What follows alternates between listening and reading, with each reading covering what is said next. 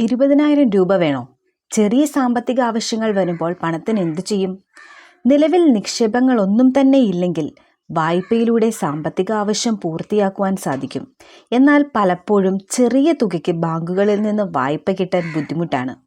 Bank ആവശ്യപ്പെടുന്ന രേഖകളെല്ലാം സമർപ്പിച്ച് വായ്പ എടുക്കുമ്പോഴേക്കും നിങ്ങളുടെ ആവശ്യം കൃത്യസമയത്ത് നടക്കണമെന്നുമില്ല.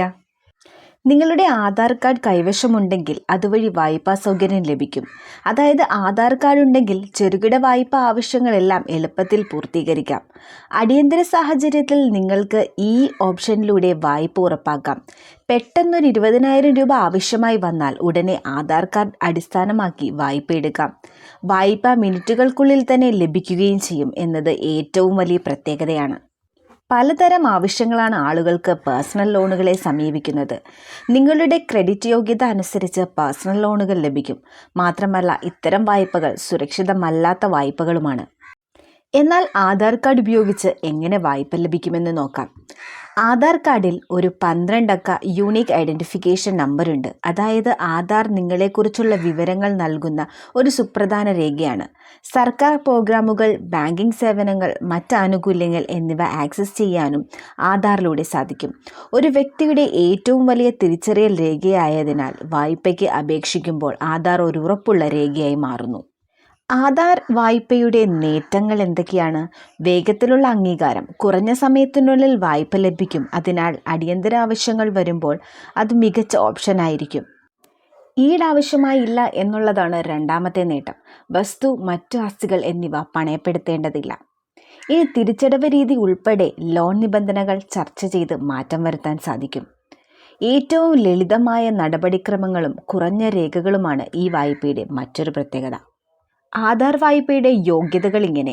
അപേക്ഷകൻ ഇന്ത്യൻ പൗരനായിരിക്കണം. അപേക്ഷകന്റെ പ്രായപരിധി 21-നും 65-നും ഇടയിലായിരിക്കണം. നിങ്ങളുടെ ബാങ്ക് അക്കൗണ്ടും ആധാറും ലിങ്ക് ചെയ്തിട്ടുണ്ടെന്ന് ഉറപ്പുവരുത്തുക. നിങ്ങളുടെ സ്ഥിര വരുമാനം തെളിയിക്കുന്ന രേഖകൾ ആവശ്യമുണ്ട്. ഇനി ഈ ആധാർ വായ്പ എങ്ങനെ അപേക്ഷിക്കാമെന്ന് നോക്കാം. ചെറിയ വായ്പകൾ നൽകുന്ന ധനകാര്യ സ്ഥാപനങ്ങൾ അല്ലെങ്കിൽ മൊബൈൽ ആപ്പുകൾ തിരഞ്ഞെടുക്കുക. ഇനി വായ്പയ്ക്കായി സമീപിക്കുന്ന സ്ഥാപനത്തിൻ്റെ വെബ്സൈറ്റ് അല്ലെങ്കിൽ മൊബൈൽ ആപ്പ് സന്ദർശിക്കുക. ശേഷം അതിൽ സൈനപ്പ് ചെയ്യുക. ഇനി നിങ്ങളുടെ വ്യക്തിപരമായ വിവരങ്ങളും മേൽവിലാസവും വ്യക്തമാക്കുന്നതിനായി ആധാർ അപ്ലോഡ് ചെയ്യുക. നിങ്ങളുടെ അപേക്ഷ സമർപ്പിച്ചു കഴിഞ്ഞാൽ വായ്പ നൽകുന്നവർക്ക് നിങ്ങളുടെ എല്ലാ വിവരങ്ങളും വിശദമായി പരിശോധിക്കേണ്ടി വരും.